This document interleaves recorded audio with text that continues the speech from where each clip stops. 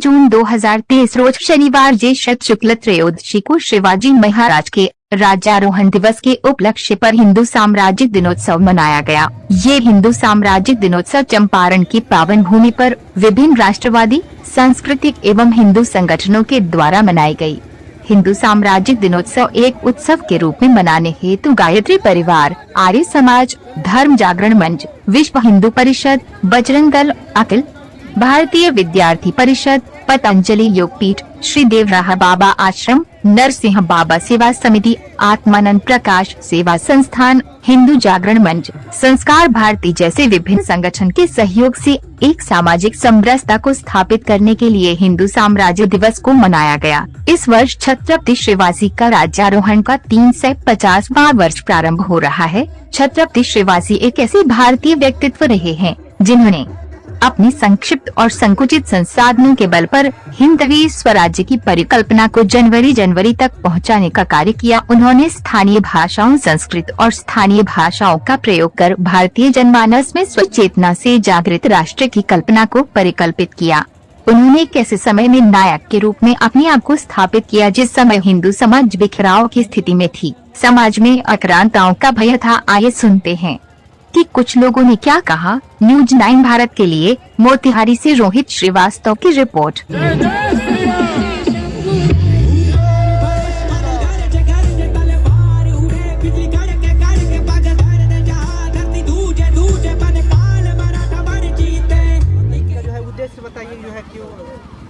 हिंदू साम्राज्य दिन उत्सव है जिसके संयोजक हमारे सतीश टंडन जी हैं। इन्हीं के नेतृत्व में पूरा आज का ये समापन हुआ है और ये पूरे नगर को शक्ति संचारित किया गया है श्रीमान।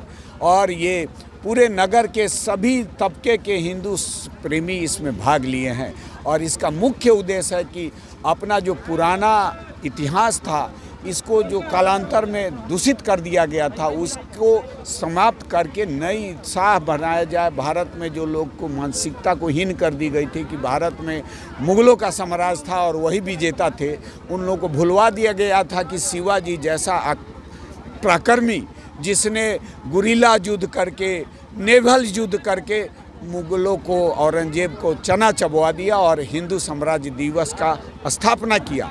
उसका आज 350वां वर्ष प्रारंभ हुआ है, जिसके सिंबल के रूप में हमने 350 फीट का भगवा ध्वज पूरे नगर में चलाया है। अब हमारा विशेष हमारे विभाग संपर्क पर हुए रवि जी भी कुछ प्रकाश कर।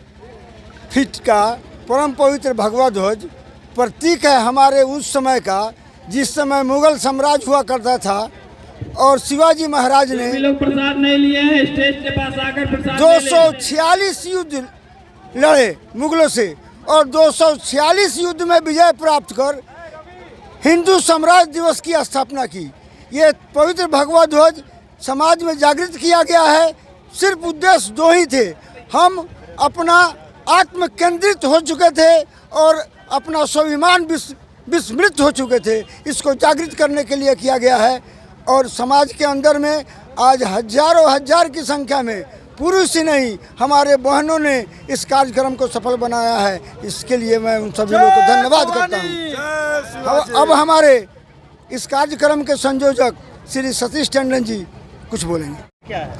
मेरा नाम रविशंकर हुआ, मैं राष्ट्रीय स्वयंसेवक संघ का विभाग चंपारण विभाग है, चंपारण विभाग का संपर्क प्रमुख से मैं जितने भी दर्शक हैं उन दर्शकों को शिवाजी राज्याभिषेक दिवस के अवसर पर ढेर सारी शुभकामनाएं देता हूं और मैं उनसे अपील करता हूं कि जेठ शुक्ल पक्ष के त्रयोदशी को वह भी दिनोत्सव को, उस दिनोत्सव को खूब धूमधाम से एक त्यौहार के रूप में शामिल करें। त्यौहार के रूप में शामिल करने के पीछे ये उद्देश्य है कि हम अपने बच्चे को ये बता पाएँ कि आज के दिन क्या हुआ था। आज ही के दिन शिवाजी का राज्याभिषेक हुआ था और शिवाजी के राज्याभिषेक के बारे में अगर हम अपने बच्चों को बताएंगे तो उनके अंदर शिवाजी के आदर्शों का गुण तिरोहन होगा, उनमें शिवाजी के संकल्प आएंगे शिवाजी जिस विकट परिस्थितियों में एक हिंदू स्वराज्य की स्थापना करते हैं, उस समय आप अगर भारत की परिदृश्य पर ध्यान देंगे तो आप देखेंगे एक तरफ बीजापुर था, एक तरफ बीदर था, एक तरफ गुलबर्गा था, एक तरफ अहमदनगर था और उत्तर में मुगलों का साम्राज्य था। उस विकट परिस्थिति में हिंदू समाज छिन्नभिन्न अवस्था में थी, आक्रांताओं के क्रांताओं से भयभीत समाज था और उस परिस्थिति में शिवाजी का उत्थान होता है। उस सूर्य के प्रकाश की तरह उस जंगल में शेर के भांति उत्पन्न होते हैं जो इन आक्रांताओं को चीर फाड़ देते हैं और अटक से लेकर के कटक तक एक हिंदू साम्राज्य और स्वराज्य की स्थापना होती है। ये हिंदू साम्राज्य और स्वराज्य की स्थापना 25 लाख वर्ग किलोमीटर क्षेत्र में फैली हुई थी। ये इतिहास में छुपे हुए हैं। इस इतिहास की बातों को अब बच्चों को बताना होगा और ये चीज़ बताना होगा कि ये शिवाजी ने बताया कि हिंदू जो जाति है, जो जाति विश्व विजेता बन सकता है।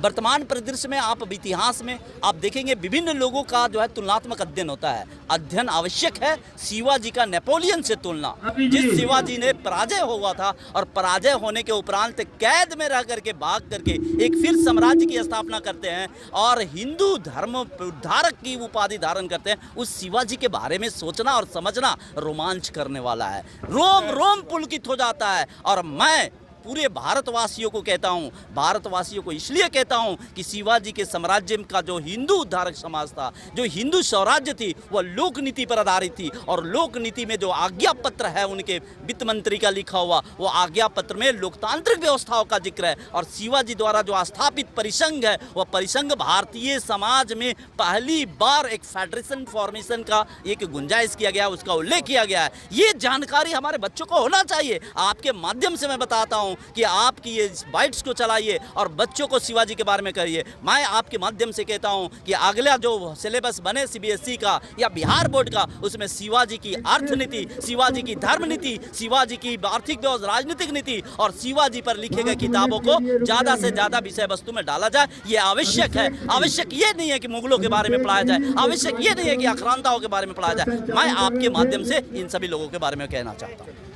कुछ सालों पहले जो है जो हिंदुत्व का जो है समाप्ति करने के लिए जो है क्या आप लोग जो है एकत्र करने के लिए देखिए, एक बात जान लीजिए, सनातन धर्म पृथ्वी जब से हुई है तब से लेकर के और पृथ्वी जब तक रहेगी वह तब तक सनातन धर्म होंगे नहीं। कभी कालखंड आता है, इतिहास घूमता है, इतिहास घूमने के पीछे प्राचीन काल पूरे विश्व में अगर कोई था तो सनातन था। ईरान से लेकर के आप चले जाएंगे तो पूरे जो है ना तेहरान और चीन तक भी सनातनी धर्म थी। आज कहीं भी उत्खनन हो रहा है तो महादेव के लिंग मिल रहे हैं, महादेव के पूजक मिल रहे हैं। ईरान के और एथेंस में आप जाकर के देखिए तो नगर देवताओं की पूजा होती थी। अगर आप अरब के क्षेत्रों में जाकर देखेंगे तो वहाँ भी होती थी। 1200 ईस्वी पूर्व में बैगज कोई खनन हुई है तो उस खनन में नासत्य इंद्र का उल्लेख है। आप कहां बात कर रहे हैं? आप अब इतिहास घूम रहे हैं। वर्तमान 21वीं सदी हिंदुओं की सदी है, क्योंकि मध्यकाल का सदी अगर देखा जाए तो वह अरबों का था, इस्लाम का था। अगर आधुनिक काल देखा जाए तो ईसाइयों का है। और ये साम्राज्य जो होगा वह हिंदू साम्राज्य का होगा। इस बात के लिए हमने 350 फीट का ध्वज फहराया और हमने बच्चों के अंदर यह प्रेरणा डाला है कि पूरे धरती पर अगर कोई चीज फहरे तो वह भगवा ध्वज फहरे। और इसी में मानव जाति का कल्याण है, मानव जाति में शांति है, अन्यथा शांति नहीं होगी। बच्चों के सिलेबस में जो है एकदम से वो शिवाजी ही नहीं, शिवाजी जैसे और भी बहुत से महानायक हैं, उन लोगों के सिलेबस को पढ़ाया जाए। आक्रांताओं के विषय में पढ़ाने की कोई जरूरत नहीं है, आक्रांताओं के गुणगान करने की कोई जरूरत नहीं है, इसकी आवश्यकता भी नहीं है। नालंदा को फूंक दिया, वही जाना जाएगा। वो इतिहास, कलंकित इतिहास को बंद की जाए और हमारे विजेताओं के नाम का इतिहास में सिलेबस डाला जाए ताकि हमारे बच्चों का मनोभाव वीरता की ओर प्रकट हो, गुलामी छोड़े। मानसिकता में जो गुलामी भर दी गई है उस गुलामी को समाप्त करने के लिए हमारे विजेताओं का सिलेबस में नाम आना चाहिए, जो हमारे बच्चे हम लोग 350 फीट का एक भगवा ध्वज निकाल करके समाज को यह संदेश देना चाहे हैं कि एक बार अपने यहाँ दीपावली का उत्सव जो है रामचंद्र जी वन से लौट करके आए थे तब हुआ, और यह दूसरी दिवाली इस अवसर पर मनाएं कि शिवाजी महाराज ने हिंदू दिवस की स्थापना की, हिंदू साम्राज्य की स्थापना की और इसको कालखंड में गर्त में डाल दिया गया। इसको उभारने के लिए आज का आयोजन है और बहुत ही प्रेरणादायक आयोजन रहा है।